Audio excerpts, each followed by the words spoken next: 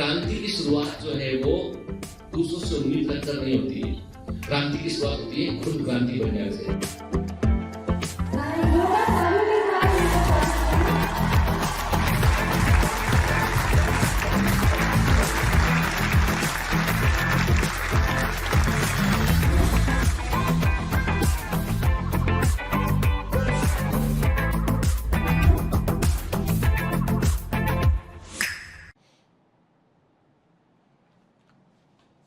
Hello commandos, welcome to biometrics classes online. I am doctor Jitendra Singh. तो चलिए बेटा आगे बढ़ते हैं रिप्रोडक्टिव हेल्थ में। One of the very important chapter जहां से एग्जाम में क्वेश्चन आना बिल्कुल तय होता है। ठीक है, पिछली क्लास में हमने बात किया था कॉन्ट्रासेप्शन मेथड्स के बारे में, तो हमने डिफरेंट टाइप ऑफ मेथड्स को देखा था। उसके पहले हमने बात किया था कि रिप्रोडक्टिव हेल्थ का मतलब क्या होता है, क्या इसका मायना है, क्यों it is very very important, क्या इसका सिग्निफिकेंस, इस पर हमने बात किया था। ठीक है ना। चलिए तो एक काम करते हैं, आगे बढ़ने से पहले मैं आपसे जो है कुछ क्वेश्चन करता हूं, उन क्वेश्चंस के आप मुझे आंसर दीजिएगा। बताइए, आपके सामने स्क्रीन पर जो है वो दो टेक्निक दिखाई पड़ रही है। तो नंबर एक, आपसे दो क्वेश्चन है, इसमें तीन क्वेश्चन है, एक्चुअली तीन क्वेश्चन आपसे। पहला क्वेश्चन ये है कि ये जो आपको मेथड दिखाई पड़ रही है कॉन्ट्रासेप्शन की, ये कॉन्ट्रासेप्शन की एक मेथड है। आपको बतलाना है ये टेम्पररी कॉन्ट्रासेप्शन की मेथड है या परमानेंट मेथड है, ये रिवर्सिबल मेथड है या इरिवर्सिबल मेथड है। मतलब ये स्थायी विधि है या अस्थायी विधि है, ये दोबारा से इसको जो है आप ठीक कर सकते हैं, रिवर्सिबल है, उत्क्रमणीय है या अनुत्क्रमणीय, इरिवर्सिबल है, ये आपको बतलाना है। और आपको पहचानना है कि ए क्या है और बी क्या है। ठीक है ना। Name of method, name of method, ठीक है, आपको मेथड का नाम बताना है। ठीक है, एंड द पार्ट, जो पार्ट दिखाई पड़ रहा है उसको आपको पहचानना है, कौन सा पार्ट हमने यहां पे कट किया है। ठीक है, जिस पार्ट को हमने कट किया है वो आपको बतलाना है। ठीक है, तो क्वेश्चन फिर से रिपीट कर रहा हूं। पहला क्वेश्चन तो ये है कि आपको जो तस्वीर में दिखाई पड़ रही है कॉन्ट्रासेप्शन की मेथड, ये परमानेंट है कि टेम्पररी है, रिवर्सिबल है कि इरिवर्सिबल है। ठीक है, तो चुनिएगा इसमें से सही उत्तर। दूसरा ये बताना है कि इसमें कौन सी डक्ट हमने काटा है, ए क्या है, बी क्या है, नेम ऑफ मेथड बताइएगा और जिस डक्ट को काटा उस डक्ट का नाम बताइएगा। क्लियर। चलिए, इसके अलावा दो क्वेश्चन आपसे और है मेरे, कि पहला क्वेश्चन ये है आपसे कि आप बताएंगे मेरे को कि व्हाट इज LNG20, LNG20 क्या होता है, ये आप मुझे बताएंगे। ठीक है, what is LNG20, and what is volt, volt क्या होता है ये आप मुझे बताएंगे। वॉल्ट क्या चीज है और LNG20 क्या है, वॉल्ट क्या है, LNG20 क्या होता है बेटा, ये आप मुझको बतलाएंगे आप। ठीक है ना, क्लियर है ना। ये आपको उसके उत्तर देना है, सारे बच्चे आंसर करेंगे, समझ गए बेटा। ठीक है, चलिए तो आज हम बड़ा इंपॉर्टेंट हिस्सा पढ़ने वाले हैं। वो हिस्सा है बेटा sexually transmitted disease, one of the very very important portion जो एग्जाम में बड़े काम का है बेटा। और अक्सर मैच दी कॉलम में क्वेश्चन आते हैं, आपको पॉजिटिव एजेंट के बारे में पूछते हैं, और ये ऐसा पोर्शन है जिसके बारे में हम सबको जानकारी होना चाहिए। ठीक है ना। तो देखिए, सिंपल सी बात है कि ऐसी बीमारियां बेटा, ऐसी बीमारियां, ठीक है, हम कहते हैं कि ऐसी डिजीज जिनके बारे में हम बात करें, ऐसी डिजीज जो कि सेक्सुअल कांटेक्ट से फैलती हो, उन्हें हम क्या बोलेंगे, सेक्सुअली ट्रांसमिटेड डिजीज बोलेंगे। तो एसटीडी का फुल फॉर्म क्या होता है, एसटीडी का फुल फॉर्म होता है सेक्सुअली ट्रांसमिटेड डिजीजेस। क्या, ऐसी बीमारियां जो सेक्सुअल कांटेक्ट से फैलती हैं उन्हें हम सेक्सुअली ट्रांसमिटेड डिजीज कहते हैं। ठीक है, इनके लिए बेटा एक वर्ड और यूज करते हैं, इनके लिए हम वेनरल डिजीज वर्ड भी हम इस्तेमाल करते हैं, वेनरल डिजीज वर्ड भी इसके लिए हम जो है वो इस्तेमाल करते हैं। ठीक है ना, वेनरल डिजीज वर्ड भी इसके लिए हम जो है वो इस्तेमाल करते हैं। ठीक है ना, क्लियर।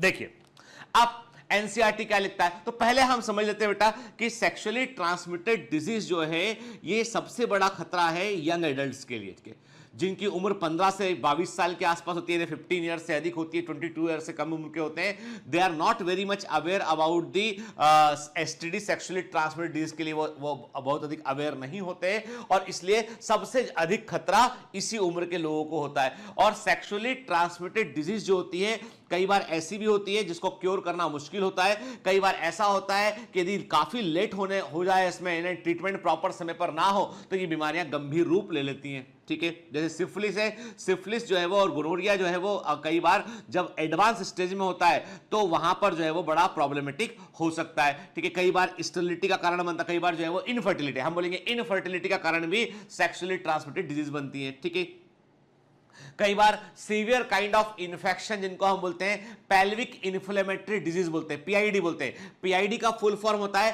Pelvic inflammatory disease. जो पेल्विस का इन्फ्लेमेशन होता है वो भी कई बार गंभीर हो जाता है, ठीक है।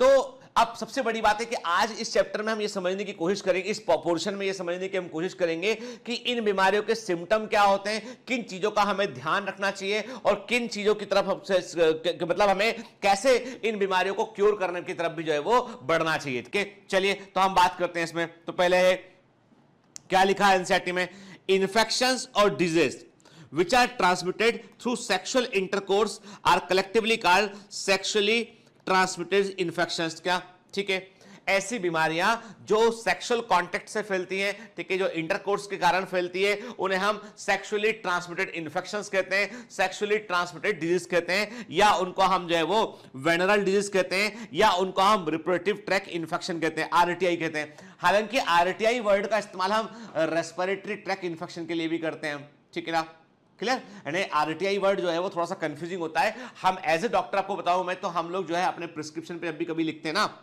कभी डॉक्टर आपके प्रिस्क्रिप्शन पे ऐसा लिखता है, मान लीजिए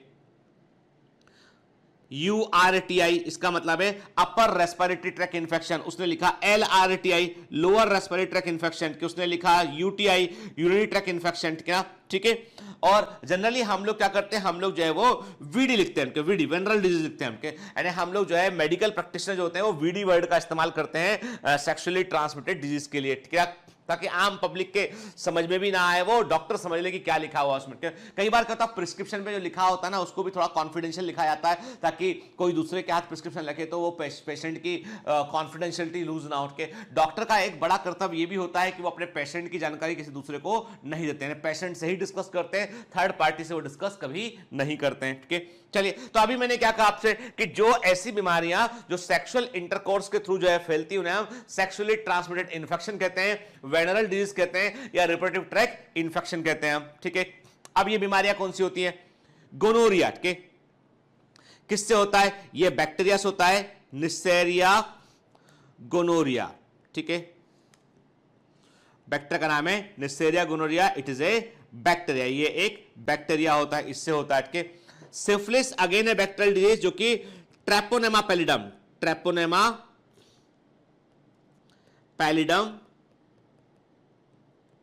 बैक्टीरिया से होता है बेटा, ये बैक्टीरिया से होने वाली बीमारी है, ठीक है, बैक्टीरियल डिजीज, ये भी बैक्टीरियल डिजीज। और आपको बता दो मिनट के, जो बैक्टीरियल डिजीज होती है ना बेटा, उनको फिर भी उनका हम इलाज कर सकते हैं ना, हमारे पास एंटीबायोटिक्स हैं, बेहतर एंटीबायोटिक यूज करने पर उनका इलाज कर सकते हैं हम, ठीक है।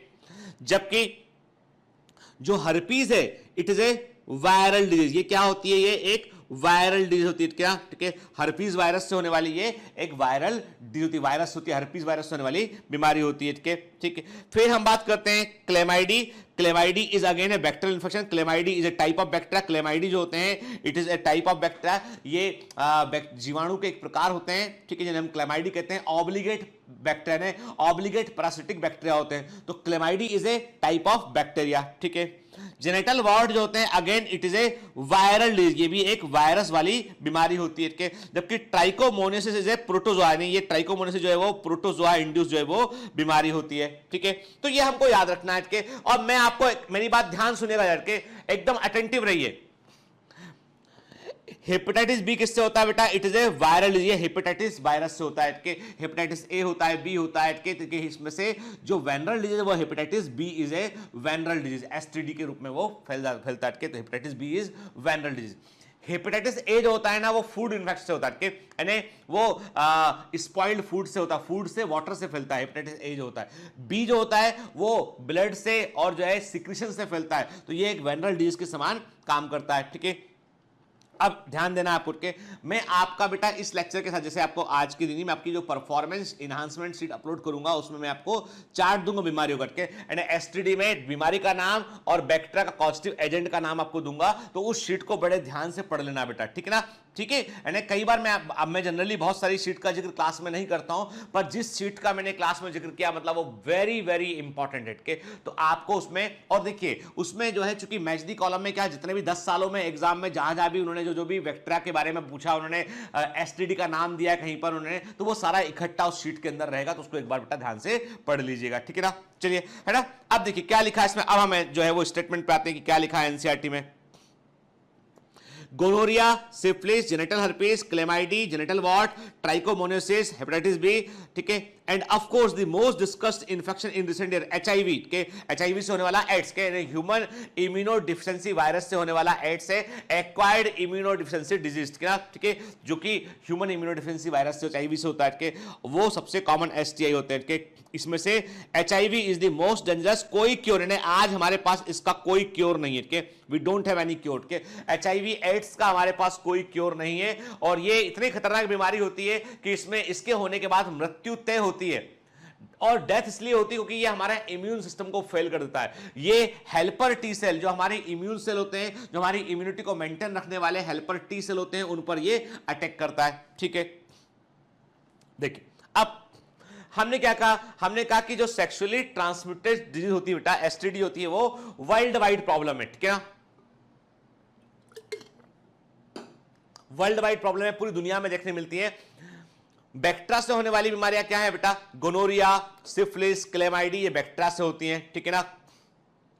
वायरस से होने वाली क्या होती है बेटा, एचआईवी हुआ है, मतलब एड्स हुआ, हेपेटाइटिस बी हुआ, जेनिटल हर्पीज हुआ, जेनिटल वॉर्ड्स हुआ, के जेनिटल वॉर्ड्स होते हैं वो ह्यूमन पेपिलोमा वायरस से होते हैं, किससे होते हैं वो, ह्यूमन पेपिलोमा वायरस से होते हैं। एचपीवी का मतलब होता है ह्यूमन पेपिलोमा वायरस, और एचआईवी का मतलब होता है ह्यूमन इम्यूनो डिफिशिएंसी वायरस। लिख देता हूं, नहीं तो बोलोगे सर आप लिखते ही नहीं हो, बोलते चले जाते हो, ठीक है ना, गुस्सा कर जाओगे आप, है ना। ह्यूमन इम्यूनो डिफिशिएंसी वायरस, ठीक है बेटा, एचआईवी, और ह्यूमन पेपिलोमा वायरस एचपीवी, ठीक है ना, ठीक है। फिर जो है कैंडिडाइटिस के एक बीमारी होती है जो ईस्ट से फंगस से होती है, वो है कैंडिडाइटिस, वो ईस्ट से होती है। ट्राइकोमोनास से होती है, ट्राइकोमोनियोसिस होती है, प्रोटोजोआ से होती है, ठीक है। अब इसमें क्या होता है बेटा, जैसे हम कहते हैं आपसे कि जो मैंने आपसे कहा था ना कि कॉन्ट्रासेप्टिव में कॉन्डोम एक ऐसा कॉन्ट्रासेप्टिव है जो कि प्रेगनेंसी को रोकता है, जो कि कंसेप्शन को रोकता है, लेकिन साथ साथ में जो कि सेक्सुअली ट्रांसमिटेड डिजीज से प्रोटेक्शन प्रोवाइड करता है, ठीक है। कॉन्डोम जो होते हैं चूंकि वो बैरियर होते हैं एक तरीके से, मेल और फीमेल के सिक्रेशन को आपस में जो है वो संपर्क में नहीं आने देते हैं, और basically skin to skin contact नहीं होता है, यानी if a person is using condom तो स्किन से स्किन कांटेक्ट नहीं होता है, तो सिक्रेशन आपस में मिक्स नहीं हो पाते हैं, जिसके चलते फीमेल की बीमारी मेल को नहीं लग पाती है और मेल की बीमारी फीमेल को नहीं लग पाती है। तो इसीलिए जो है सेक्सुअली ट्रांसमिटेड डिजीज से बचने का सबसे अच्छा उपाय होते हैं कॉन्डोम्स, ठीक है। Then some of these infections जैसे कि हेपेटाइटिस बी हुआ, HIV can also be transmitted by the sharing of injection needles, surgical instrument, ठीक है ना। देखो अब देखो हेपेटाइटिस बी और HIV एक बड़ी बीमारी है, यानी हेपेटाइटिस बी क्या होता है, मान लीजिए किसी का ब्लड किसी को चढ़ाया और उसको सामने वाले को हेपेटाइटिस बी था तो दूसरे को पहुंच जाएगी बीमारी, HIV इन्फेक्शन है तो दूसरे को पहुंच जाएगी। तो केवल यानी हेपेटाइटिस बी और HIV को हम एब्सोल्युटली केवल हम ऐसा नहीं बोल सकते हैं कि यह सेक्सुअल कांटेक्ट से ही फैलती है। हेपेटाइटिस बी सेक्सुअल कांटेक्ट के अलावा दूसरी चीजों से भी फैल सकती है, ब्लड से फैल सकती है क्या, जबकि एचआईवी जो है वो भी दूसरे कांटेक्ट से फैल सकता है। इसका मतलब यह है कि truly sexually transmitted disease hepatitis B और एचआईवी नहीं है, कि हालांकि मेजर जैसे मैंने कहा कि जो लोग ड्रग्स का इस्तेमाल करते हैं, एक ने इंजेक्शन लगाया दूसरे ने लगा लिया उसी सिरिंज को, अनस्टाइल सिरिंज का इस्तेमाल किया तो उससे एक की बीमारी दूसरे को फैल जाती है, ठीक है। ब्लड ट्रांसफ्यूजन से फैल जाती है बीमारियां, ठीक है। सर्जिकल इक्विपमेंट यदि प्रॉपर स्टाइल नहीं है तो उससे फैल सकती बीमारियां।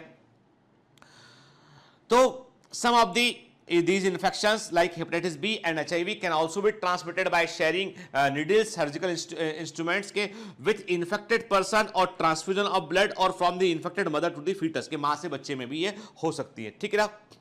तो मतलब हेपेटाइटिस बी और HIV के फैलने के बेटा और भी तरीके हो सकते हैं। फिर except for hepatitis B, genital herpes and HIV infection, other disease are completely curable if detected early and treated properly। देखिए साफ साफ बोला उसने कि गोनोरिया का आप इलाज कर सकते हो, ठीक है, सिफिलिस का आप इलाज कर सकते हो, ट्राइकोमोनियोसिस का आप इलाज कर सकते हो, ठीक है ना। क्लेमाइडी इन्फेक्शन का आप इलाज कर सकते हो, कैंडिडाइटिस का आप इलाज कर सकते हो। तो ऐसी बीमारियां हैं जिनका हम प्योर जो है वो ठीक से उनका समय पर यदि हमको जो है वो डायग्नोस कर लें तो उनका इलाज संभव है, और कुछ दिन एंटीबायोटिक खाना पड़ेगा आपको, जो है एंटी फंगल मेडिसिन लेना पड़ेगा, तो उससे आपका इलाज पॉसिबल है। या हम कहते हैं कि जो आपको जो है वो एंटी अमीबिक ड्रग लेना पड़ेगा। मान लीजिए प्रोटोजोल इन्फेक्शन है तो एंटी अमीबिक ड्रग देना पड़ेगा आपको, बैक्टीरियल इन्फेक्शन है तो एंटीबायोटिक देना पड़ेगा, ठीक है। फंगल इन्फेक्शन है, कैंडिडाइटिस है तो एंटी फंगल देना पड़ेगा, ठीक है। तो कहने का मतलब यह है कि hepatitis B is not curable, genital herpes is not curable and HIV infection not curable, के ये तीन बीमारियां ऐसी है जिनका इलाज संभव नहीं है, ठीक है ना। ठीक है, इनको केवल है ना इसमें से हम जो है क्या करते हैं, हम जेनिटल हर्पीज को हम केवल जो है वो मैनेज कर सकते हैं, इसको हम मैनेज कर सकते हैं। हेपेटाइटिस बी को भी हम मैनेज कर सकते हैं, और एचआईवी को तो मैनेज करना भी बड़ा कठिन होता है, ठीक है। देखिए है ना, कॉमन सेक्सुअली ट्रांसमिटेड डिजीज की बात करें कि हम किससे होती है, जैसे मैंने आपसे कहा कि क्लेमाइडी, गोनोरिया और सिफिलिस बैक्टीरिया होती है। क्लेमाइडी बैक्टीरिया होता है, गोनोरिया निसेरिया गोनोरिया बैक्टीरिया से होता है, कि सिफिलिस जो है वो ट्रेपोनेमा पैलिडम बैक्टीरिया से होता है, ठीक है ना, ठीक। और ये तीनों बीमारियां मैंने कहा आपसे कि जो है वो क्लेमाइडी, सिफिलिस जो है वो गोनोरिया, ये क्यूरेबल है, कैन बी क्योर्ड, कि इनको हम क्योर कर सकते हैं। ट्राइकोमोनासिस जो होता है किससे होता है, ये प्रोटोजोआ होता है, ट्राइकोमोनास नाम के प्रोटोजोआ से होता है बेटा, और इसका भी इलाज संभव है, आपको एंटी अमीबिक मेडिसिन देनी पड़ेगी, उसे क्योर कर सकते हो आपके। फिर हर्पिस सिंप्लेक्स वायरस, के हर्पिस सिंप्लेक्स वायरस से होता है, इसको आप क्योर नहीं कर सकते हैं, और ये बीमारी क्या होती है, हर्पिस जो होता है इसको बोलते हैं जेनिटल हर्पिस बोलते हैं। जेनिटल हर्पिस को आप क्योर नहीं कर सकते, केवल इसको मैनेज कर सकते हैं आपके। और ये कैसे फैलता है, स्किन टू स्किन इंफेक्शन से फैलता है आपके, जबकि क्लेमाइडी, गोनोरिया, सिफिलिस जो होते हैं वो फ्लूइड के थ्रू फैलते हैं, क्या, ठीक है। जबकि जो है वो क्लेमाइडी, गोनोरिया फ्लूइड के थ्रू फैलते हैं, जबकि सिफिलिस जो है वो स्किन से स्किन के कांटेक्ट में आने पर ये फैलता है, ठीक है, ठीक। फिर हम कहते हैं कि जो ट्राइकोमोनासिस ये भी बॉडी फ्लूइड के थ्रू फैलता है। फिर ह्यूमन पेपिलोमा वायरस एचपीवी की बात करें हम, तो इसका ये जो है ये भी वायरस होता है, और इस बीमारी को भी हम केवल जो है वो मैनेज कर पाते हैं, और इससे हम जो इसको जो है हम जो है वो कंप्लीटली क्योर नहीं कर सकते हैं।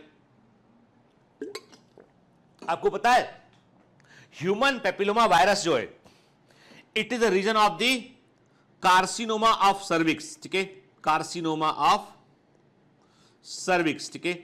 ये सर्वाइकल कैंसर, क्या, सर्वाइकल कैंसर का एक कारण होता है, ठीक है, फीमेल्स में।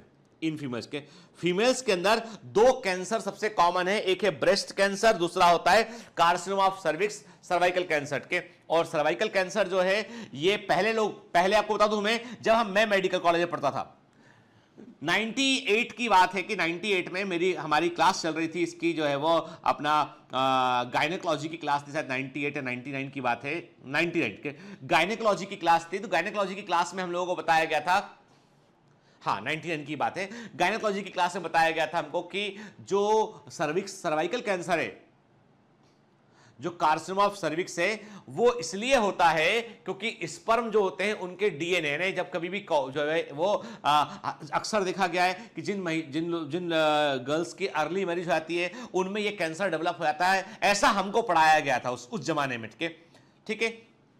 उन्हें सर्वाइकल कैंसर हो जाता है क्योंकि स्पर्म जो होते हैं, स्पर्म का डीएनए का बम्बार्टमेंट होता है, और स्पर्म का डीएनए सर्विक्स के अंदर कोई ऐसा परिवर्तन करता है जिससे कि कैंसर हो जाता है। ये हमने उस जमाने में पढ़ा के।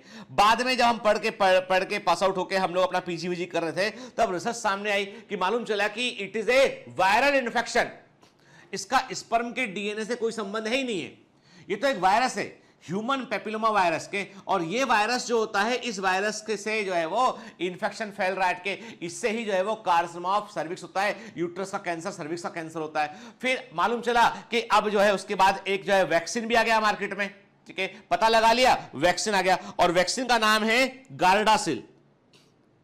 Gardasil is the vaccine Gardasil के नाम से फेमस हुआ। केरला में इसका ट्रायल भी किया गया वैक्सीन काट के। फिर उसके बाद जो है वो हमारे यहाँ पे ये रिकमेंडेड किया गया कि जितनी भी गर्ल्स हैं जो प्री प्यूबर्टी जितनी भी गर्ल्स हैं, सबको जो है ये वैक्सीन लगाना चाहिए, ठीक है। तो ह्यूमन पेपिलोमा वायरस के लिए कार्सिनोमा ऑफ सर्विक्स के लिए वैक्सीनेशन भी शुरू हो गया, ठीक है। चलिए, अब अर्ली सिम्टम, कोई भी एसटीडी के हम बात करते हैं बेटा, एसटीडी के अर्ली सिम्टम क्या होते हैं, शुरुआती लक्षण क्या होते हैं। शुरुआती लक्षण बहुत ज्यादा स्पेसिफिक नहीं होते बेटा, लेकिन ये बड़े इंपॉर्टेंट होते हैं इनके। शुरुआती लक्षण की हम बात करें यहां पे, तो वो क्या होते हैं कि ये माइनर होते हैं लक्षण, वैसे के इचिंग होती है कि जेनिटल्स के आसपास इचिंग होती है। और मैं क्लियर कर दूं कि यदि जेनिटल के आसपास इचिंग होती है तो मेरी मेडिकल प्रैक्टिस कहती है, इतने साल का मेरा जो अनुभव है, आई एम प्रैक्टिसिंग सिंस 2002 से मैं प्रैक्टिस कर रहा हूं, आज 2020, 18 साल का मेरा मेडिकल का प्रैक्टिस है। और मैंने जो है वो पीजी भी किया हुआ है, मैंने डायबिटोलॉजी में सुपर स्पेशलाइजेशन भी किया हुआ है, मैंने बहुत कुछ किया हुआ है इसमें, लगातार पढ़ता रहा उनके। मैंने सीएमसी वेल्लोर से जो है फैमिली मेडिसिन में पीजी भी किया मैंने के, उसके बाद फिर मैंने जो है वो डायबिटीज में स्पेशलाइजेशन भी किया मैंने, ठीक है। तो बहुत केसेस देखे हम लोगों ने, 95% केसेस जेनिटल इचिंग के जो होते हैं, they are just simply by the due to the fungal infection. क्यों होते हैं? देखिए, अब आप बोलेंगे कि सर ये ऐसी प्रॉब्लम है जो कई सारे लोगों को होती है, फंगल इन्फेक्शन, ठीक है ना। Number 1, how to identify that it is a fungal infection. Number 1, skin होगी ड्राई, ठीक है, स्किन होगी बेटा ड्राई, स्किन ड्राई होगी, ठीक है। पैचेस दिखाई पड़ेंगे आपको, ठीक है, धब्बा साले, कलर यानी डिसकलरेशन, कलर चेंज दिखाई पड़ेगा आपको, वहां पे स्किन का कलर चेंज दिखाई पड़ेगा, ठीक है। फ्लैक्स दिखाई पड़ेंगे वहां पे आपको, के फ्लैक्स पता होता है कि पपड़ी से निकलती हुई दिखाई पड़ेगी। तो फंगल इन्फेक्शन का बिल्कुल टिपिकल लक्षण है कि आपका स्किन ड्राई, यानी आप टच करेंगे, आप जो है वो, आप जैसे मान लो स्किन को टच करोगे नॉर्मल स्मूथ है, के जहां फंगल इन्फेक्शन वहां टच करोगे तो हल्का सा खुरदुरा लगेगा आपको, क्या, ठीक है।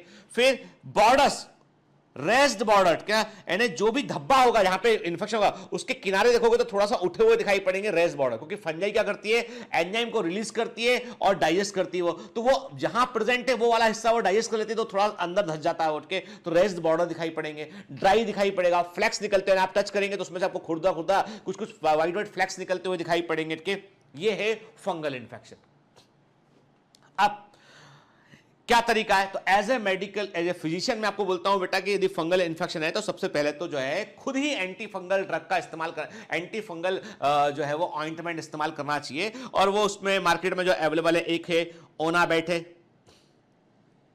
ओनाबेट है, ठीक है, कैंडिड है, ठीक है। ये सबसे पहले राउंड 1 में सबसे पहले ये वाली ट्यूब इस्तेमाल करना चाहिए। ओनाबेट के कॉमन ब्रांड बता रहा हूं जो सब जगह अवेलेबल है आप करके, ठीक है। तो जो एंटी फंगल मेडिसिन जो होती है, ओनाबेट हुआ आपका, कैंडिड हुआ, इसका इस्तेमाल करें। नंबर 1, अब पहली बात, नहाने के बाद अपनी स्किन को पूरी तरीके से ड्राई करें आप, ठीक है। जिनको फंगल इन्फेक्शन है अपने टॉवल को अलग रखें, वो उसको बॉईल करें या गर्म पानी से धोएं उसको आपके, और उसको जो है धूप में सुखाएं। और नहाते समय यदि पॉसिबल हो तो जो है नीम की पत्ती का जो पानी होता है बॉइल्ड वाटर, उसको पानी में डाल के उससे नहाएं आपके, जिससे कि जो है वो स्किन के लिए अच्छा उपाय है, उनके अच्छा जो है वो हाउस होल्ड रेमेडी है। अच्छा, दूसरा इसके अलावा यह है कि अंडर गारमेंट्स को प्रॉपर धूप में सुखाएं। अंडर गारमेंट में नमी हो वैसे अंडर गारमेंट को ना पहने, ठीक है। बहुत टाइट अंडरगारमेंट ना पहने क्योंकि जिससे पसीना आए और वहां पे पसीने के कारण जो है एयर ब्रीथिंग ना हो पाए, उसमें एयर ना आ पाए उसमें के, ठीक है। ड्राई रहेगा, पसीना कम आएगा तो उससे फंगस के चांसेस भी कम होते हैं। किसी किसी के पसीने में टेंडेंसी होती है, कुछ ऐसे केमिकल होते हैं they attract the fungus more and more, तो उनको बार बार फंगल इन्फेक्शन होता है, ठीक है। तो अंडरगारमेंट प्रॉपर ड्राई, धूप में सूखे होना चाहिए, ठीक है। सनलाइट जो होती है that is very important factor, धूप में सूखे हुए अंडरगारमेंट होना चाहिए, एकदम के नीट एंड क्लीन होना चाहिए। बल्कि बेहतर है कि अंडरगारमेंट को अच्छे सर्फ में धोने के बाद में उनको डिटॉल से एक बार नितार कर फिर उसको निचोड़कर सुखाया जाए इसको धूप के अंदर, ठीक है। ये बिल्कुल जैसी रेमेडी बता रहा हूं। फिर इसके बाद ये है कि फिर ये जो ट्यूब होते हैं इनको कम से कम इन ट्यूब को दिन में 3 से 4 बार लगाया जाए, ठीक है। और इनको लगाने का तरीका ये नहीं कि एक दिन लगाया तो एक दिन में आराम होगा, नहीं, इसको लगाने का तरीका ये कि आपको ये ट्यूब कम से कम आपको 3 वीक के 3 वीक आपको लगाने पड़ेंगे, कि ठीक होने के बाद लगाने पड़ेंगे। ठीक शुरू में क्या होगा, एक आपको जो शुरू के 4-5 दिन तो जो है वो इतना असर नहीं पड़ेगा, बल्कि आपको थोड़ा बढ़ता हुआ दिखेगा, वो इचिंग बढ़ जाएगी। ट्यूब लगाते रहेंगे, 10 दिन बाद इचिंग खत्म हो जाएगी, बढ़ना भी रुक जाएगा, 15 दिन बाद वो खत्म हो जाएगा। अब आपको लगेगा सब ठीक हो गया, लेकिन वो अंदर अंदर प्रेजेंट है फंगस वहां पर, क्या। तो 21 दिन कम से कम लगाएं इस ट्यूब को, 21 डेज लगाएं के। यदि इन ट्यूब को लगाने से आराम नहीं होता है तो फिर नेक्स्ट लेवल पे जाके हमको जो है दूसरा ट्यूब लेना चाहिए, वो है ओनाबेट बी, ओनाबेट बी, ठीक है। या हम बात करते हैं जोले एफ, ठीक है। अपने डॉक्टर से सलाह जरूर ले लीजिएगा, ठीक है ना, क्योंकि शेड्यूल एच लगे। मैं आपको बता रहा हूं केवल एजुकेट करने के लिए कि एंटी फंगल दवाओं का इस्तेमाल आप कर सकते हैं, but please consult your physician also before taking any medicine. तो ओनामेट भी जोले एफ जो है, ये भी ऐसे ऑइंटमेंट जिनका आप इस्तेमाल कर सकते हैं। यदि 3 वीक में इससे आराम नहीं होता है तो नेक्स्ट लेवल पे जाके इन ऑइंटमेंट का इस्तेमाल कीजिए अगले 3 वीक के लिए। कम से कम आपको 5 जो है वो 1 महीना इसके ट्रीटमेंट में लगेगा, ठीक है, सब्र रखिए उसको। इस दौरान जो आप नंबर 1 जो है इस जो है वो स्किन को साफ रखिए, स्वेटिंग पसीना अधिक आने पर नहा लीजिए, ठीक है, और इसके अलावा बाकी बॉडी में जहां पे फंगस है वहां से ईचिंग करके बाकी बॉडी में ईच मत कीजिए, अदरवाइज वो फंगस यहां से उठ के कहीं और फैल जाएगा, ठीक है। और नहाने के बाद स्किन ड्राई करने के बाद आप एक होता है candid B dusting powder, candid B dusting powder anti fungal होता है, डस्टिंग पाउडर इसका आप इस्तेमाल कर सकते हैं, ठीक है, ठीक है। मैं बता रहा हूं बेटा ना, हालांकि ये लेक्चर के दौरान ये सब नीट में नहीं आएगा, लेकिन चूंकि आप उसी उम्र के बच्चे हैं, कई लोग इस समस्या से ग्रसित हैं, तो मैंने कहा एक बार मैं डिस्कस लेक्चर में करता हूं। तो कैंडिड बी डस्टिंग पाउडर का इस्तेमाल करें आपके नहाने के लिए। आप कीटो सोप आता है, कीटो साबुन आता है, उसका इस्तेमाल कर सकते हैं। आपके कैंडिड सोप आता है, इसका इस्तेमाल आप कर सकते हैं। कि मेरा किसी ब्रांड से कोई कनेक्शन नहीं है, कोई दवा कंपनी मेरे को कोई 1 भी रुपए का कमीशन नहीं देती है, ना मैं किसी को से लेता हूं, और कोई ऐसा दिख भी आता है तो उसको अपने चैम्बर से बाहर भगा देता हूं, ठीक है। क्लियर कर दूं कि आप लोगों से दवा का नाम बार बार कैंडिड का नाम नहीं बेटा, ये अच्छी मेडिसिन इसलिए इसका मैं नाम ले रहा हूं, ठीक है। तो साबुन एंटी फंगल सोप इस्तेमाल कीजिए, के और यदि डेंड्रफ बहुत होता है तो डेंड्रफ भी एक रीजन है कि डेंड्रफ से क्या होता है, फिर यहां पे फंगस होने लगता है। कि डेंड्रफ जो है वो है दी है, तो आप जो है वो एक शैम्पू आता है स्काल्प शैम्पू आता है, इसका आप इस्तेमाल करें, ठीक है, ठीक है। वीक में 2 बार आप इस्तेमाल करें। लगाने के बाद इसको बालों में लगाने के बाद कम से कम 2-3 मिनट रुकें, ठीक है, 2-3-4 मिनट रुकें, उसके बाद में फिर जो है हेयर को वॉश करें ताकि वो काम कर ले अपना, ठीक है। तो ये स्काल्प शैम्पू वीक में 2 बार आप इसको लगा सकते हैं, ठीक है, डैंड्रफ कंट्रोल करने के लिए। चलिए, अब ये तो बताया मैंने आपको फंगस का, लेकिन इस देखो अब मैंने क्या कहा, 95% केसेस में यंग एडल्ट्स में जो है ईचिंग जो है जेनिटल के आसपास ईचिंग सबसे कॉमन होती है और वो फंगस के कारण होती है। क्लियर बेटा, ठीक है। अब लेकिन 5% केसेस में it may be due to STD.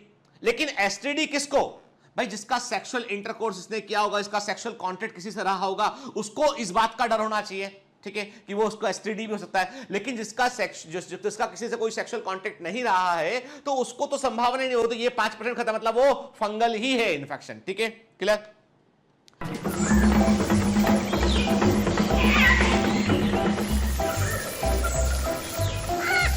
Hello. Sorry to disturb you in between the lecture, but it's important to inform you. You should download the BioMentors app from Google Play Store. We need your support, so please take the subscription to become an official commando of BioMentors. Bye bye. Continue your lecture. Fluid discharge के, अब simple सी बात है, यदि जो है वो penis से जो है वो फ्लूइड कोई डिस्चार्ज हो रहा है, ठीक है, या वेजाइना से जो है वो फ्लूइड डिस्चार्ज हो रहा है, that is indicative of A infection, वो इन्फेक्शन का इंडिकेटिव होता है, कि स्लाइट पेन के एंड जेनिटल्स में दर्द होता है, कि चाहे वो पेनिस हो, चाहे जो है वो वल्वा हो, कि एक्सटर्नल जेनिटल्स इन फीमेल हुआ, कि वेजाइनल पार्ट हुआ, वहां दर्द का एहसास होता है, कि that is also a indication of the STD. के देन स्वेलिंग का के जेनिटल रीजन्स में यदि स्वेलिंग है, वहां पे इन्फ्लेमेशन है, स्वेलिंग है, तो वो भी जो है एसटीडी का अर्ली सिम्टम होता है, के याद रखिएगा। इन्फेक्टेड फीमेल में ऑफन भी एसिम्प्टोमेटिक, के हेंस में रिमेन अनडिटेक्टेड फॉर लॉन्ग, के फीमेल्स के अंदर क्या होता है कि जनरली एसटीडी लंबे समय तक कोई सिम्टम नहीं दिखाते हैं, ठीक है, इसलिए बीमारी अंदर अंदर बढ़ती चली जाती है। मैंने देखा कई सारे केसेस में, मैंने देखा है कि जो है सीक्रेशन पर वेजाइना से कुछ ना कुछ सीक्रेशन हो रहा था, अटके यानी कुछ मिल्की फ्रॉथ सब जैसा अटके जिससे दूधिया पदार्थ होता है, अटके जैसे वो फटा हुआ दूध जैसा होता है, अटके वैसा सीक्रेशन निकल रहा है, ठीक है। कई बार फाउल स्मेलिंग निकल रहा है सीक्रेशन, लेकिन शर्म के मारे किसी को बता नहीं पाते। बात ये किसको बताएं, घर में मम्मी को बताया, मम्मी ने बोला कि कोई बात नहीं तुम साफ सफाई रखा करो, के ऐसा बोल के टाल दिया बात को, ठीक है। अब फादर से डिस्कस नहीं हुआ, किसी को बता सकते नहीं है, अब क्या करें, के बीमारी अंदर ही अंदर बढ़ती चली जाती है और फिर एक दिन वो बड़ी बीमारी बन जाती है, ठीक है। तो हमारे यहाँ पे क्या है कि सेक्सुअली ट्रांसमिटेड डिजीज बोला ना, ये कोई देखिए जरूरी नहीं कि कई बार क्या होता है, कई बार ये बीमारी किसी और कारण से भी इन्फेक्शन हो सकता है इस करके, पर जनरली मान लीजिए अब सबसे बड़ी बात ये कि एसटीडी के साथ में ऐसा है कि मान लीजिए किसी को एसटीडी डिटेक्ट हो गया, तो सबसे पहले तो फैमिली जज करेगी भाई इसका सेक्सुअल कांटेक्ट किससे रहा इसका, तो कैरेक्टर एसिनेशन झट से होने लगता है कि आदमी का जो है वो उसका कैरेक्टर का वाक्य जो है वो कई सारे स्लाइस कर दिए जाते हैं इसके, घर से बाहर जाना बंद, ये बंद वो बंद, देखो बच्चों को सिर पे चढ़, बहुत सारी बातें इनके। लेकिन बात यह कि बीमारी पर फोकस कम होके व्यक्ति पर फोकस आता है, जो कि गलत है। कि मैं कहता हूं कि एक डॉक्टर के नजरिए से मैं आपको हमेशा सिखाता हूं बेटा बातें कि हमेशा वैज्ञानिक दृष्टिकोण रखिए, डॉक्टर के नजरिए से सोचिए कि यदि एक डॉक्टर के पास कोई पेशेंट आता है तो मैं डॉक्टर इज नेवर, मेरे पास में कई तरह के केसेस आए ऐसे, मैं कभी किसी पेशेंट को जज नहीं करता हूं, ठीक है, क्योंकि जज करने का कोई पॉइंट नहीं है ना उसको, क्यों, क्योंकि आप एक एज ए फिजिशियन आपको उसकी बीमारी को ठीक करने का काम करना है, ना कि आपको उसके कैरेक्टर को, उस व्यक्ति के व्यक्तित्व को, कि क्या कंडीशन थी, क्या परिस्थिति थी, उसको जज करना है आपको के, तो वो चीजें बिल्कुल गलत है। इसलिए हमारे यहाँ पे वो कुंठा जो होती है ना अंदर कि एसटीडी, सेक्सुअली ट्रांसमिटेड डिजीज से सबसे बड़ी चीज क्या है, वो है कुंठा। कुंठा समझते हैं? कुंठा मतलब है कि एक हीन भावना के यदि बताएंगे तो लोग क्या सोचेंगे, कि लोगों के दिमाग में आएगा बात, क्या बोलेंगे लोग मेरे बारे में, क्या सोचेंगे, मेरे तो जो है वो इज्जत पूरा कचरा हो जाएगा। ये चीजों के कारण बीमारी बढ़ते बढ़ते इतनी बड़ी हो जाती है बीमारी कि व्यक्ति की जान पर बनाती कई बार, ठीक है।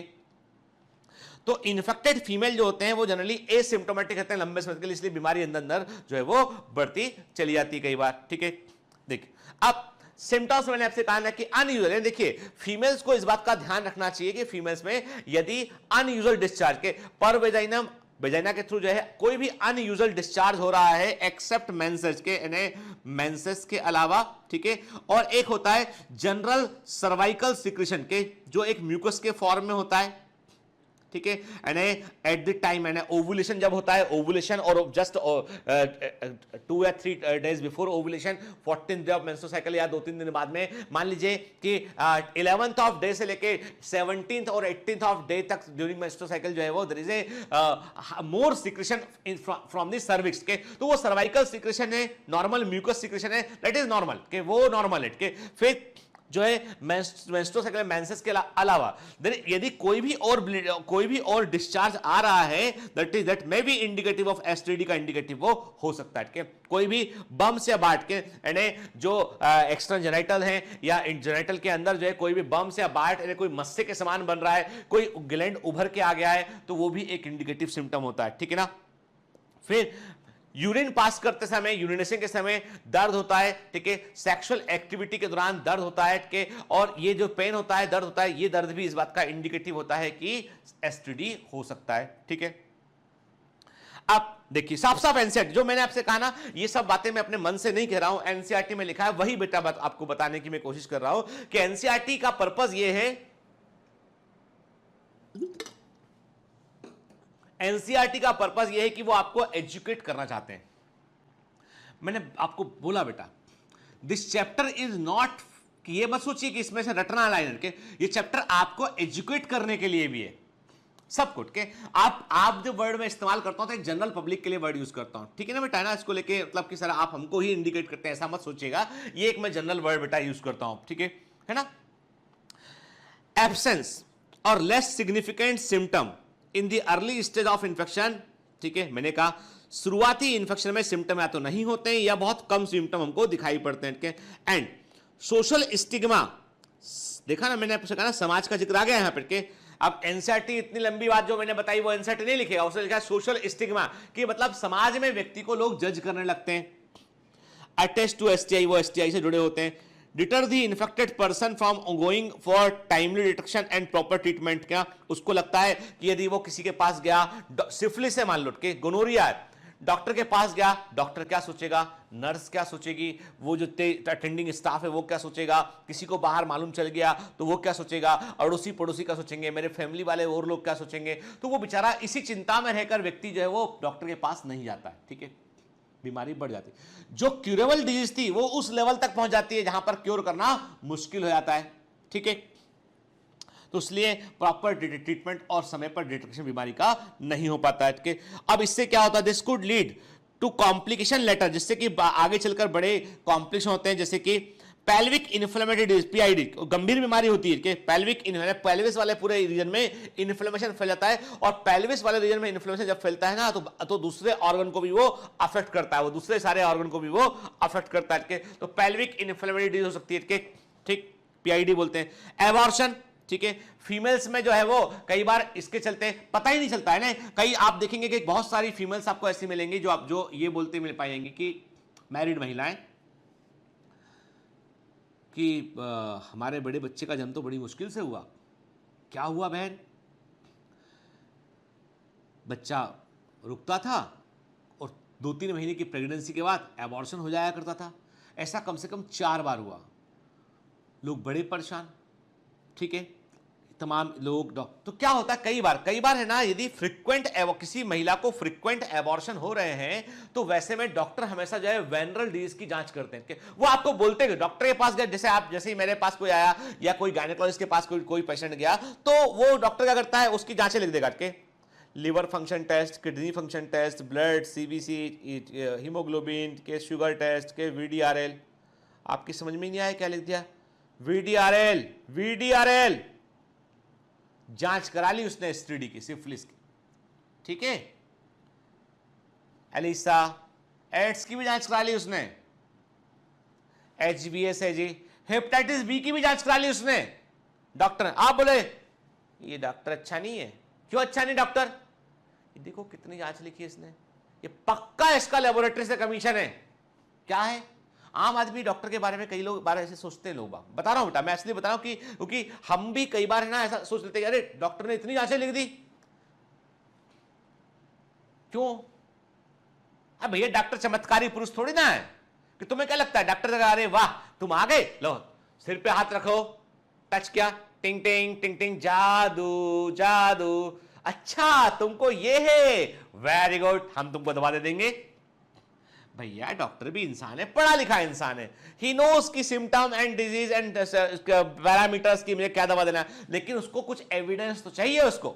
वो बोलेगा सीबीसी-एसआर कराओ। क्यों कराओ? भैया हमको मालूम चला है कि बॉडी में यदि इन्फेक्शन होगा तो तुम्हारा न्यूट्रोफिल काउंट बढ़ेगा, बॉडी में इन्फेक्शन होगा तो तुम्हारा ईएसआर काउंट बढ़ेगा। अच्छा हीमोग्लोबिन क्यों? अरे भाई कोई ब्लड रिलेटेड डिसऑर्डर तो नहीं है, इसलिए हीमोग्लोबिन का लेवल भी चेक कर लेते हैं एक बार हम। फिर क्या? फिर किसने कहा कि लिवर फंक्शन टेस्ट, ये क्यों? अरे तुम्हारा लिवर ठीक से काम कर रहा है ये तो देख लें। तो कई बार लिवर के कारण भी बहुत बीमारियां होती है। लिवर इज ए सेंट्रल की होता है पूरा ऑर्गन में कि सारा मेटाबॉलिज्म को मैनेज करने का काम भी करता है।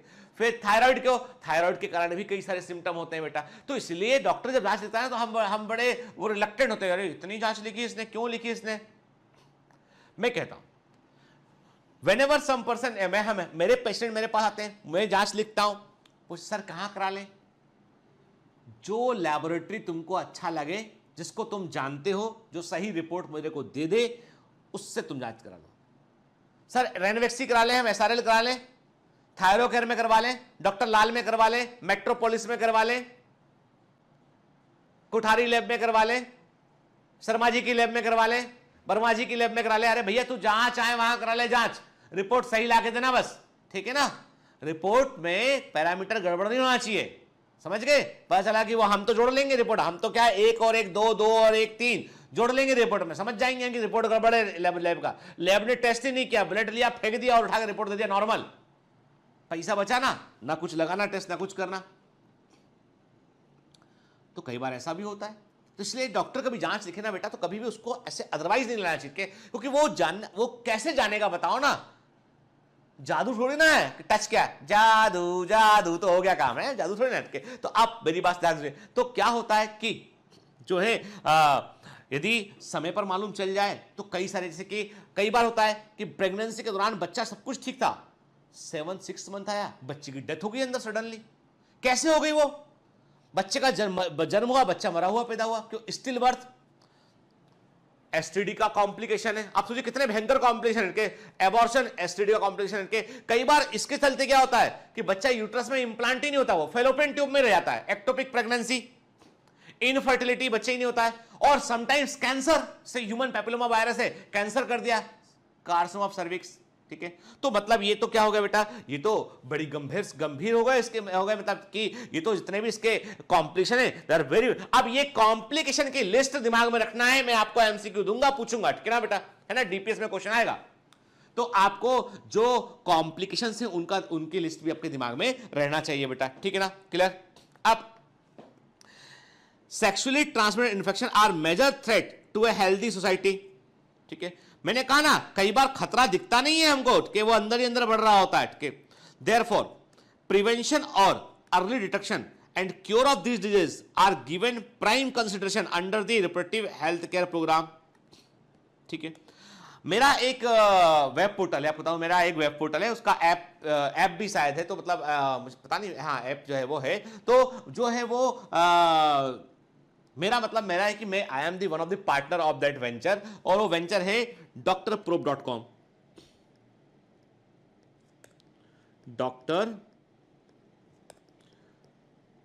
drprobe.com, ठीक है। इसमें आने वाले, मैं बताऊं, इसमें बहुत सारे क्वेश्चन आते हैं कि पेशेंट अपने क्वेरी करते हैं, ठीक है। इसमें क्या होता है, ये ऑनलाइन मेडिकल कंसल्टेशन का एक प्लेटफॉर्म है, यहां पर कि जो पेशेंट होता है वो अपने मेडिकल के पर्चे लगा देता है, अपने सिम्टम वहां लिख देता है, अपनी उम्र लिख देता है, अपनी प्रॉब्लम को वहां पे एक्सप्लेन करता है, फिर डॉक्टर उसको पढ़कर उसके अकॉर्डिंग आंसर करता है, ठीक है। 90% से अधिक प्रॉब्लम यहां पर जो आती है वो केवल सेक्सुअली ट्रांसमिटेड डिजीज की आती है, ठीक है, 90% मेरे को, ठीक है। तो समझ लीजिए आपकी 90% प्रॉब्लम जो है drprobe.com पर वो सेक्सुअली ट्रांसमिटेड डिजीज की है, रिमेनिंग 10% में से 9% जो है वो डिप्रेशन की है, सुसाइडल टेंडेंसीज की है, सिर्फ 1% डायबिटीज की है, समझ गए ना, ठीक है। मतलब फिर मेरे एक मित्र परिचित है, उनका भी एक ऐसे ही वेब पोर्टल है, उन लोगों का भी डॉक्टर सेफ हैंड्स करके, और उसमें भी वो बताते हैं 100% प्रॉब्लम उसमें जो है वो एसटीडी की आती है। मतलब सेक्सुअली ट्रांसमिटेड डिजीज इतना बड़ा टैबू है कि आदमी उसके बारे में डिस्कस करना बेहतर नहीं समझता है, डॉक्टर के पास फिजिकली जाने के बजाय वो अपने सिम्टम ऑनलाइन बतलाते हैं आपको। अब ऑनलाइन में क्या होता है, कई बार हम वी कैन नॉट कि भाई तुम फोटो भेज दो, ठीक है, क्योंकि फोटो तो कहीं ना कहीं प्रेजेंट रहेगा। फॉर एग्जाम्पल कि मैं आपको कहता हूं बेटा कि ऐसा कभी कीजिएगा मत कि कई बार क्या होता है कि किसी ने आपने जो है सेक्सुअली ट्रांसमिटेड ऑर्गन की जहां पे अफेक्टेड है उसकी फोटो खींच के भेज दी, डेटाबेस में कहीं चला गया, वो तो डिजिटल फुटप्रिंट है, कहीं ना कहीं प्रेजेंट रहेगा, वो जाएगा कहीं नहीं उठ के, तो वो उसका कई बार मिस यूज हो सकता है। तो इसलिए कभी भी अपने पर्सनल फोटोग्राफ्स कभी किसी को ना व्हाट्सएप पे शेयर कीजिए, ना ईमेल पर शेयर कीजिए, ठीक है। Specially this kind of doctor से 1-to-1 पर्सनल जाके मिलिए। Always it is always good and recommended, clear, क्योंकि सेफ्टी, डेटा की सेफ्टी भी तो बड़ी इंपॉर्टेंट चीज है बेटा, ठीक है। तो अब बात इतनी सी है कि यहां पे चलो, तो मैंने आपको बताया कि जो है तो इसका मतलब इन बीमारियों को, जो ये बीमारियां जो है वो सोसाइटी में धीमे धीमे बढ़ती चली जा रही है। अब प्रॉब्लम क्या होती है, प्रॉब्लम ये होती है कि एक आदमी ने बीमारी को छुपाया, ठीक है ना। अब उस व्यक्ति से ने किसी के संपर्क में आया, मान लीजिए कि सेक्सुअल कॉन्टेक्ट हुआ, दूसरा जो हेल्दी पार्टनर था उसको बीमारी ट्रांसमिट कर दिया, क्योंकि इसको तो पता था कि मुझे कोई बीमारी है, लेकिन इसने ना डिटेक्ट कराया, ना जांच कराई इसने, ना इलाज कराया इसने, और दूसरे को दे दी, ठीक है। फिर क्या हुआ, जो दूसरा पार्टनर था उसको बीमारी उससे कहीं और फैल सकती है। देयर आर सम टाइम कि ऐसा भी कई होता है, कई लोग ऐसे होते हैं जो अपने पार्टनर के प्रति बहुत अधिक लॉयल नहीं होते हैं, वो भी एक बड़ा कारण है इसका। तो बात इतनी सी है, I am not judging anyone के, I am just telling the fact and truth जो लिखा है इसमें के। तो the prevention and early detection and the cure of this disease are given prime consideration under the reproductive health care programme. मतलब ये है कि सरकार भी अब चिंता में पड़ गई है कि भाई रिप्रोडक्टिव हेल्थ केयर प्रोग्राम को चलाना पड़ेगा, लोगों को अवेयर करना पड़ेगा, लोगों को बोलना पड़ेगा भैया कि गोनोरिया का इलाज संभव है, सिफिलिस का हम जज नहीं करेंगे, ठीक है। डॉक्टर के वहां भी लिखा होता है इसमें के वी नेवर जज अवर पेशेंट, क्या हमारे लिए पेशेंट जो है वो एक शरीर है, हम केवल उसको शरीर देखकर उसके इलाज के बारे में सोचते हैं, हम उसको व्यक्तिगत तौर पर जानने की कोशिश भी नहीं करते हैं, ठीक है, क्योंकि हमें उससे वास्ता नहीं।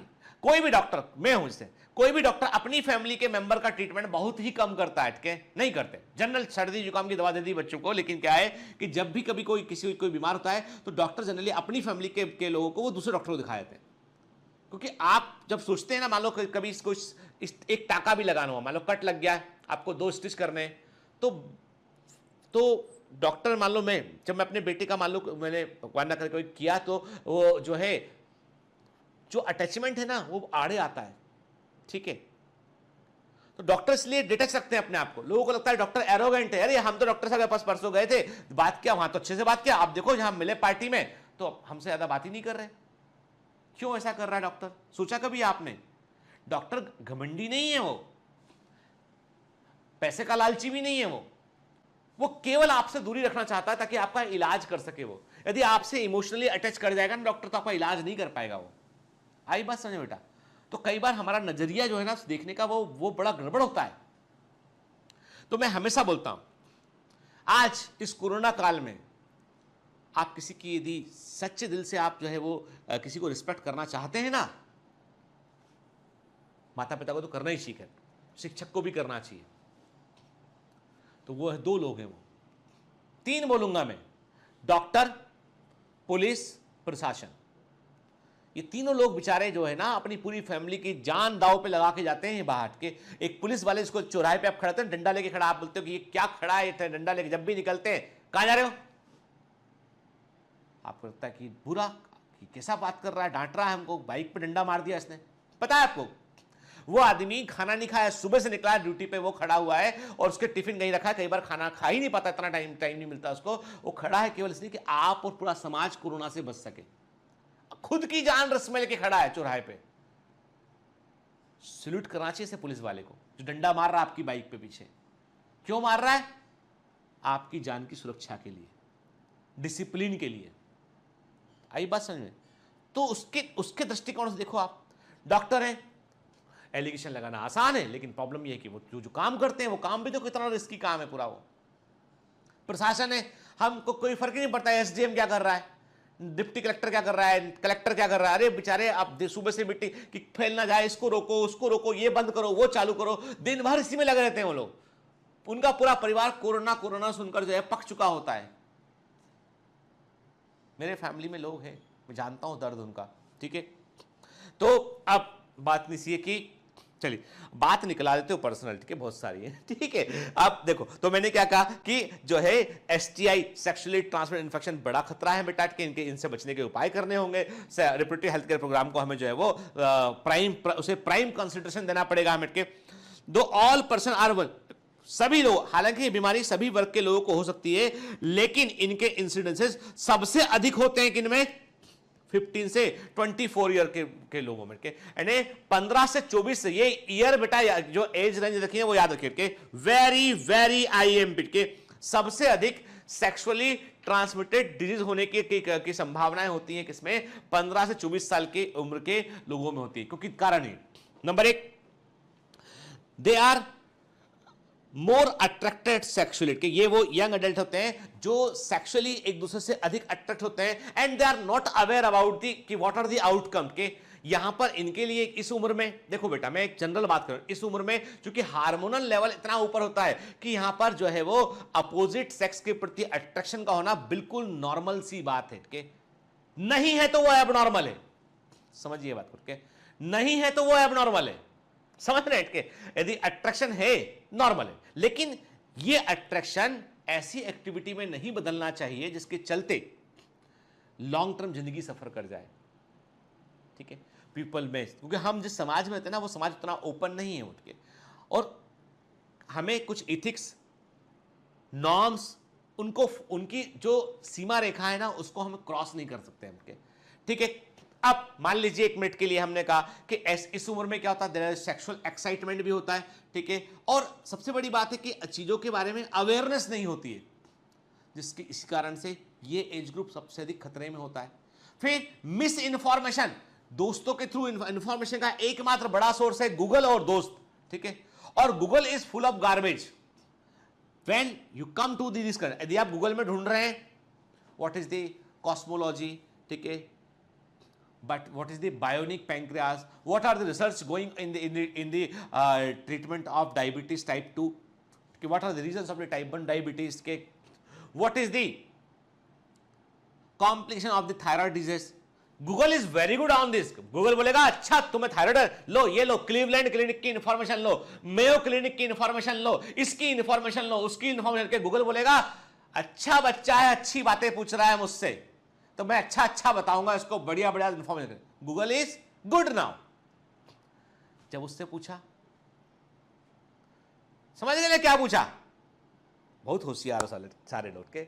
गूगल बोलेगा तुम तो कचरा हो ही, हम तुमको कचरा और बड़ा बड़ा कचरा लेके देंगे। गूगल बोलेगा ले ये भी पढ़, पकड़, ये वाला टीवी वीडियो देख ले, ये देख ले। Now Google come with the full mood में आ गया। उसने कहा वो पहले वाला व्यक्ति जी फॉर गुड था, तो हमने गूगल ने गुड गुड इंफॉर्मेशन दी। दूसरा वाला व्यक्ति इंफॉर्मेशन निकाल रहा गार्बेज में से, तो भैया कचरे में से कचरा ढूंढोगे तो कचरा ही निकलेगा वो तो अंदर से बाहर, तो निकला कचरा बाहर। आप बोलोगे सर आप कैसी बात कर रहे हो? पता लगा लीजिए गूगल में सबसे अधिक सर्च की जाने वाले कीवर्ड्स क्या होते हैं। मतलब पीपल्स आर, मतलब they are more interested in Aishwarya Rai. बीमार पड़ी ना इसलिए नाम लिया मैंने। इन स्पाइट ऑफ दैट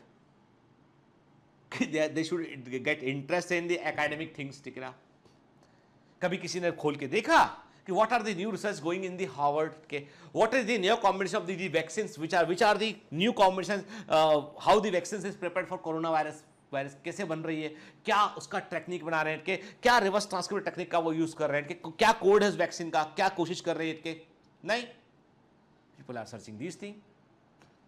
तो जैसा मिले पूछेंगे गूगल वैसा बतलाएगा। मेरे को मेरा गूगल मेरे को बोलता है कि डॉक्टर तुम बहुत अच्छी अच्छी बातें पूछते हो, तुमको अच्छे मैं जब उससे पूछता हूं गूगल मेरे को वो है एकदम, क्योंकि गूगल भी क्या आर्टिफिशियल इंटेलिजेंस पे काम करता है, बहुत बढ़िया बढ़िया इन्फॉर्मेशन निकाल देता है। और डॉक्टर साहब ये भी लो, अरे ये भी डॉक्टर साहब ये भी पढ़ा देना, बात कर लो, ये भी समझ लो, अच्छे से काम आएगा आगे। हम भी गूगल में आते हैं, कोई हमको सर्च करेगा तो हम भी गूगल के अंदर खुल जाएंगे आके, टिंग टिंग टिंग, ठीक है। तो ऐसा, तो अभी कहने का मतलब ये है कि सबसे अधिक जो है जो पॉपुलेशन खतरे में है वो है 15 से 24 ईयर वाली पॉपुलेशन, ठीक है ना, जिसको एजुकेशन की रिक्वेस्ट, इसीलिए सरकार, why government is very much worried about the sex education in the school. अरे भैया यही तो यंग एडल्ट टीनेजर्स हैं, और इनको भी कुछ हो गया तो हमारी पूरी एक जनरेशन जो है सफर करेगी इसको लेके, ठीक है। ठीक, there is no reason to panic because prevention is possible। अब ओके सबसे, ठीक है, मतलब अब इसको लेके घबराने की जरूरत नहीं है, प्रिवेंशन इज पॉसिबल। सिंपल इतनी सी बात है कि व्यक्ति थोड़ा सा अवेयर रहे तो प्रिवेंशन इसका पॉसिबल है। देखिए, डिड यू नो 1 in 4, देखिए एड्स की बात चल रही है, HIV इंफेक्शन की, 4 में से 1 व्यक्ति जिसको एड्स है ना, उसकी उम्र जो है वो 13 से 24 साल के बीच में के, उस उम्र में उसको के, मतलब 25% पॉपुलेशन जो है वो एकदम यंग एडल्ट की के, मतलब ये है कि इनकी जो पूरी लाइफ जो है वो, इनका लाइफ स्पान बहुत ही कम हो गया इनका फिर के, ठीक है। जनरली HIV का पेशेंट जो है वो 10 से 20 साल में उसकी डेथ आती है, ठीक है, 5 साल डिपेंड करता है उसकी कंडीशन में, अच्छा ट्रीटमेंट लिया, बेहतर इम्यून सिस्टम भी ठीक रहा तो 10 से 15 साल लगेगा। तो कहने का मतलब ये है कि जो है 4 में से 1 व्यक्ति जो है उसको HIV का इन्फेक्शन है, और वो यूथ है 13 से लेके 24 साल की उम्र वाला यूथ है वो, ठीक है। अब सबसे बड़े रिस्क फैक्टर्स के क्या होते हैं? इसका होता है सेक्सुअली ट्रांसमिटेड डिजीज, एक रिस्क फैक्टर के, एक तो यंग एज होती है, मैंने कहा ना कि जो यंग एडल्ट्स होते हैं वो जो है वो they are more sexually, they are more incline toward the sexual activity, तो वहां पे ऐसा होता है। दूसरा अनमैरिड स्टेट के, चूंकि अभी क्या एक चीज और होती है कि एक पहले के जमाने के लोग जो है वो कई मामले में हम कह सकते हैं कि गलत थे वो या सही थे, हम जज करने वाले कोई नहीं होते हैं, लेकिन समटाइम्स ये है कि ड्यू टू, चूंकि अभी मैरिज का उम्र बढ़ा है, ठीक है, मतलब मेरी बात को एकदम खुले दिमाग समझिए करके, तो उम्र बढ़ने से क्या हो रहा है कि बहुत लंबे समय तक व्यक्ति का मैरिज नहीं होता है, तो there are people who are trying to involve in the sexual activity without marriage, ठीक है। वैसे में पार्टनर का चेंज होना एक प्रकार से नेचुरल है, ठीक है, कि पार्टनर जो है वो अभी किसी के साथ रिलेशनशिप था, फिर रिलेशनशिप चेंज हो गया, दूसरे के साथ चला गया, तो वैसी भी एक कंडीशन बन रही है, और इसमें हम ये नहीं बोल सकते कि ये सही है गलत है क्या है, अमेरिकन कल्चर है British culture, we are nobody to जज, क्योंकि देखिए यदि मैं ऐसा सोचूंगा ना तो मतलब मैं जनरेशन गैप फील करूंगा अपने पेशेंट सबसे के, तो I am nobody to जज दिस इज राइट और wrong, I am concern about your health only, the person health only, कि व्हाट पर्सन इज डूइंग, के is it good for its health और not good for it health, के। तो if I am advising somebody, मैं किसी को यदि सलाह देता हूं कि भैया ये ठीक नहीं है, तो I M concerning about his health only, ठीक है ना, ठीक। तो अभी क्या कहा मैंने कि फिर न्यू सेक्सुअल पार्टनर में हम बात करते हैं कि जो है वो न्यू सेक्सुअल पार्टनर्स के, ठीक है, मल्टीपल सेक्सुअल पार्टनर्स के, कुछ लोग कमर्शियल सेक्स वर्कर के पास भी जाते हैं इनके, और ये भी एक बड़ा कारण होता है इसमें के। और फिर पहले से किसी को एसटीडी रहा हो तो उसका एसटीडी दोबारा भी उसको हो सकता है, जो है वो रिकर भी कर सकता है और दूसरे को भी फैल सकता है उठ के, ठीक। तो सबसे बड़ा है, सबसे बड़ा उपाय जो है इसका जो जो निकल के सामने आता है कि protect yourself, sexually transmitted disease are serious, so stay safe. ये बड़ी गंभीर, मैंने इसको मजाक में नहीं ले सकते कि आपने इसको हल्के में ले लिया। जैसे जिन लोगों ने कोरोना को हल्के में लिया, बीमार पड़े हो जाते हैं इनके, मतलब ये एसटीआई भी जो है, सेक्सुअली ट्रांसमिटेड डिजीज भी ऐसी होती है कि जो जिनको हल्के में नहीं ले सकते हैं, और जो है कई सारी सेक्सुअली ट्रांसमिटेड डिजीज से बचने का एक सबसे बड़ा उपाय यह है कि व्यक्ति कॉन्डोम का इस्तेमाल करे। दूसरा सबसे आसान उपाय ये, देखिए कोई भी डिफेंस जो होता है वो 100% जो है वो गारंटेड नहीं होता है, लेकिन तब भी condoms are providing much more safety against the STI, ठीक है, ठीक। अब देखिए, young people can protect themselves from STI, कैसे बच सकते हैं? नंबर 1, गेट टेस्टेड, यानी कभी भी कोई सिम्टम ऐसा लगता है तो प्रॉपर इन्वेस्टिगेशन, डॉक्टर के पास जाएं, प्रॉपर जांच कराएं, इसमें रिस्की बिहेवियर को रिड्यूस करें एंड गेट वैक्सीनेटेड। एंड जो गर्ल्स हैं स्पेशली उनको एचपीवी, गार्डासिल वैक्सीन जो ह्यूमन पेपिलोमा वायरस का वैक्सीन है वो उनको लगवा लेना चाहिए। दूसरा इसके अलावा ये है कि रिस्की बिहेवियर को कम करना चाहिए। मैंने कहा ना, जिंदगी में हर समय एक फेज आता है, हमको हमारा हार्मोनल लेवल एकदम पीक पर होता है कि हम एडवेंचरस फील करते हैं, कि हमको ये बहुत अच्छा लगता है कि हमारे जो है, बता रहा हूँ बैठ के कि लोग बाग आपका जो बहुत लोग क्रेजी हैं आप पे के, या आपको मैं कहता हूं आपसे व्हाट आई फील, सबसे बुरी चीज पता है दुनिया में क्या है? किसी का धन ले लिया, बुरा है पर बहुत बुरा नहीं है, ठीक है, बुरा है मतलब कि बुरा है, क्राइम तो है, ठीक है, लेकिन वो दोबारा कमा लेगा, ठीक है। किसी का भरोसा तोड़ दिया, ठीक, किसी का यकीन तोड़ दिया, किसी को झूठ बोला, छल किया किसी के साथ में, दिल तोड़ दिया, यकीन मानिएगा कभी ऐसा व्यक्ति खुश नहीं रह पाया, कभी नहीं रह पाया। लाइफ में कहां पे जो है वो उसको, कहां पर उसको डेंट लगेगा ना, वो समझ भी नहीं पाएगा। ऊपर वाले की लाठी में जो है आवाज नहीं होती है, पड़ती जरूर है वो, पर आवाज नहीं होती उसमें, ठीक है, ठीक। चलिए, तो मैंने कहा कि कैरेक्टरिस्टिक ऑफ इफेक्टिव जो एसटीडी और एचआईवी से प्रिवेंशन के लिए क्या करना चाहिए? नंबर 1, देखिए मतलब इफेक्टिव प्रोग्राम जो होते हैं कि यदि किसी को एजुकेट करना है कैसे एसटीडी से बचना चाहिए, तो नंबर 1 कि जो है स्कूल्स के अंदर, कि मैं कहता हूं स्कूल्स के अंदर आपको डॉक्टर्स को डॉक्टर्स को इनवाइट कीजिए, ठीक है, स्पेशली गायनेकोलॉजिस्ट को इनवाइट कीजिए, कि जो स्किन डिजीज के, वेनरल डिजीज के डॉक्टर होते हैं। हमारे यहाँ पे इंडिया में जो एमडी डर्मेटोलॉजी जो होते हैं ना, वो सेक्सुअली ट्रांसमिटेड डिजीज के डॉक्टर भी होते हैं, वो वेनरल डिजीज को भी ट्रीट करते हैं वो लोग, क्योंकि स्किन से बहुत बीमारियां होती हैं इसमें, ठीक है ना। तो इसलिए स्किन स्पेशलिस्ट जो होते हैं वो वेनरल डिजीज को भी ट्रीट करते हैं, याद रखिएगा इस चीज को, ठीक है ना। और जो तथाकथित जिनके अखबार में विज्ञापन डालते हैं, जो पंपलेट बांटते हैं ना कि गुप्त रोग विशेषज्ञ वाले, वो सारे फर्जी हैं, ठीक है, कोई डॉक्टर ऐसा नहीं करता। तो एक तो ट्रेंड जो है वो इंस्ट्रक्टर को बुलाकर जो है स्कूल्स के अंदर एजुकेशन दी जाए, के फिर ऐसा मटेरियल जो है बच्चों के बीच में डिस्ट्रीब्यूट किया है जिसमें कि उनको जानकारी मिले उनको के, तो उनकी एज के अकॉर्डिंग, उनके कल्चर के अकॉर्डिंग। अब पता चला कि कोई ऐसी इमेज डाल दी, आपने पंपलेट बांटे, कोई ऐसी इमेज डाल दी कि घर में ऐसी पंपलेट लेके बच्चा पहुंचा, तो मम्मी पापा अगले दिन स्कूल पहुंचे डंडा लेके, क्या क्यों भैया ये किसे बांट दिया, देखा फोटो कैसा बना उसके अंदर। तो कल्चर को देखते हुए वैसा मटेरियल तैयार कीजिए कि लोगों को ऑफेंसिव ना लगे वो, और लोग उसमें मेडिकली एक्यूरेट रहे, लोगों को अवेयरनेस मिल सके। कि फिर जो है वो इस मतलब हमारे यहाँ पे जो है सीएमसी बेल्लोर में जो मेडिकल स्टूडेंट होते हैं उनमें क्या करते हैं वो लोग, करते हैं उसमें रोल प्लेट के, यानी जो होता है अपना कि हर व्यक्ति को जो है वो बाकायदा एक रोल मिलता है, और जो है वो और उस रोल के अकॉर्डिंग उसको क्लास के अंदर रोल प्ले करना पड़ता है। एक डॉक्टर बनता है, एक पेशेंट बनता है, सबको अपनी स्क्रिप्ट मिलती है, वो स्क्रिप्ट पढ़ता है अपनी कि मेरे को ये प्रॉब्लम है, वो डॉक्टर बताता है, उसको के डायग्नोसिस करने का तरीके बताता है। तो मतलब वो बाकायदा एक प्रकार से नुक्कड़ नाटक कैसा होता है। मेडिकल कॉलेज में आजकल लोग इसका इस्तेमाल कर रहे हैं, मेडिकल जो है वो नुक्कड़ नाटक कैसा होता है, उसमें लोगों को तो ऐसे अवेयरनेस कैंपेन चलाया जाए यहाँ पे, ठीक है। फिर पेरेंट्स को, मैं कहता हूं आपको कि पेरेंट्स को भी जजमेंटल नहीं होना चाहिए डॉक्टर। और ये सोचिए कि आपके पास में जो सबसे इंपॉर्टेंट चीज है ऐसी चीजों में, वो है कि पेरेंट्स को अपने बच्चों को खुद से भी अवेयर करना चाहिए, टीचर्स को अपने बच्चों को अवेयर करना चाहिए कि, और सबसे बड़ी बात है सही इंफॉर्मेशन के, इंफॉर्मेशन सही मिलना बहुत जरूरी है इसके लिए, ठीक है। फिर One should be free of these infections by following the simple principles given below के, तो क्या प्रिंसिपल है इसके इन बीमारी से बचने के? Number 1, avoid sex with unknown partners और मल्टीपल पार्टनर, क्या ठीक है ना। मल्टीपल पार्टनर से और अननोन पार्टनर से जो है आपको उसके बारे में मेडिकल हिस्ट्री नहीं मालूम है, तो ऐसे व्यक्ति से के साथ में सेक्सुअल एक्टिविटी से बचना चाहिए। कि always try to use condoms during coitus, हमेशा क्वाइटस के दौरान कॉन्डोम्स का इस्तेमाल करना चाहिए। कि इन केस ऑफ डाउट, यदि कोई भी संदेह है, one should go to a qualified doctor. एक क्वालिफाइड वर्ड इस्तेमाल किया, नीम हकीम खतराए जान के पास मत जाइएगा। क्लियर? क्वालिफाइड, क्वालिफाइड का मतलब क्या होता है? एमबीबीएस, कम से कम एमबीबीएस, ठीक है।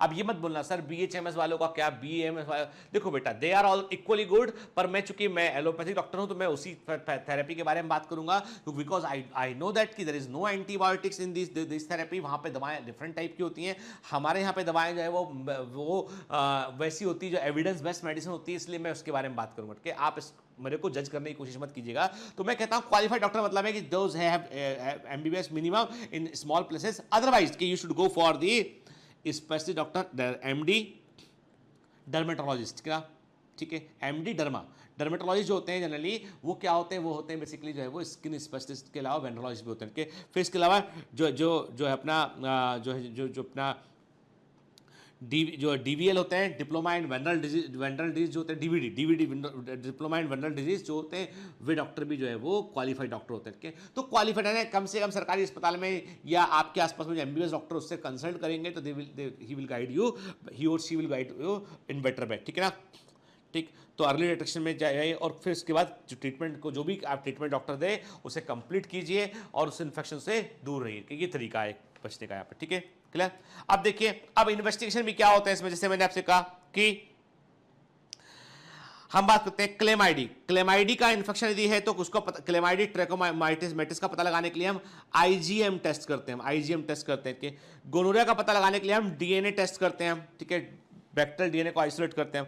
हर्पिस सिंप्लेक्स का टेस्ट लगाने के लिए हम आईजीजी और आईजीएम टेस्ट करते हैं, जेनेटल हर्पिस का पता लगाने के लिए। के सिफिलिस के लिए हम बीडीआरएल टेस्ट करते हैं, के हेपेटाइटिस बी के लिए हम एचवीएस एजी टेस्ट करते हैं, हेपेटाइटिस सी के लिए हम एंटी एचसीवी टेस्ट करते हैं के, और एड्स के लिए हम एलिसा टेस्ट करते हैं, लिख लीजिएगा एलिसा, ठीक है, एलिसा टेस्ट करते हैं हम एचआईवी का पता लगाने के लिए, ELISA एलिसा टेस्ट करते हैं। तो these are the list of investigation जिनका हम इस्तेमाल करते हैं सेक्सुअली ट्रांसमिटेड डिजीज का पता लगाने के लिए, क्लियर, ठीक है, ठीक। और सबसे बड़ी बात है कि हमारी सोसाइटी में बहुत सारे डॉक्टर्स हैं, बहुत सारे ऑर्गेनाइजेशन हैं जो इसमें बड़ा एक्टिवली रोल प्ले कर रहे हैं, ठीक है ना।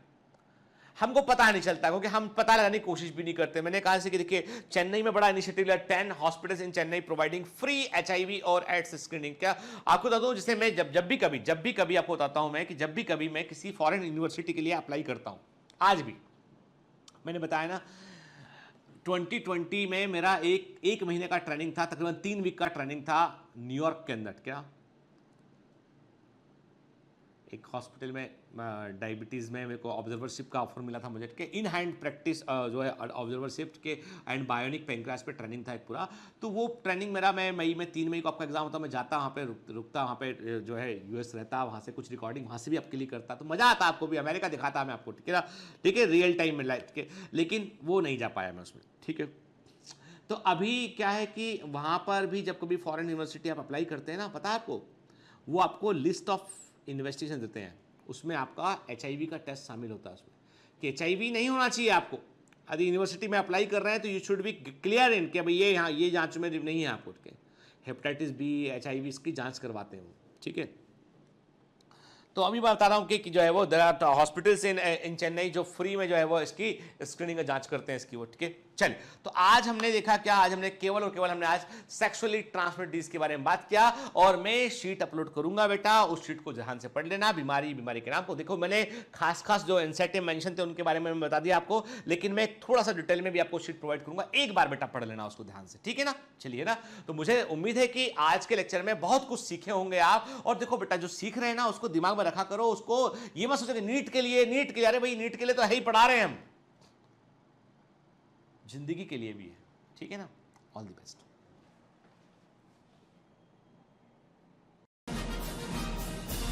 Hi.